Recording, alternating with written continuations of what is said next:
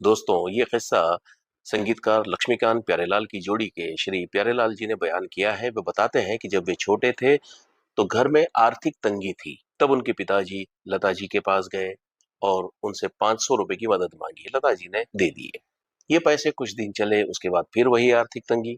तो इस बार वे रफी साहब के पास गए और उनसे भी 500 रुपए उधार मांगे। रफी साहब ने भी दे दिए।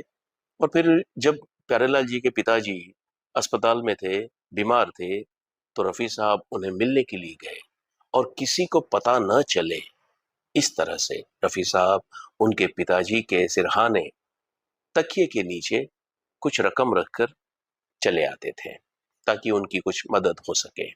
फिर एक दिन जब लक्ष्मीकांत प्यारेलाल का नाम हो गया, नामी संगीतकार बन गए, तो एक दिन रफी साहब, लता जी और कुछ लोग खड़े थे, बातचीत कर रहे थे।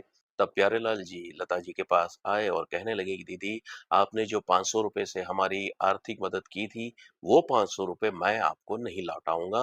वो कर्ज आशीर्वाद के तौर पे हमारे पास हमेशा रहेगा। इस पर लता जी ने हंसते हुए कहा कि बहन भी कभी भाई को कर्ज देती है।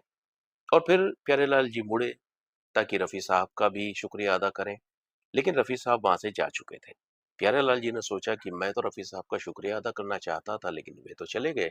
तब उन्हें ख्याल आया कि रफी साहब शायद नहीं चाहते थे कि लोगों को पता चले कि उन्होंने हमारी मदद की थी। ऐसे थे रफी साहब कि जिसकी मदद करते थे, जो उनका कर्जदार होता था, उसका भी ख्याल रखते थे कि कहीं वो रुस्वा ना हो जाए।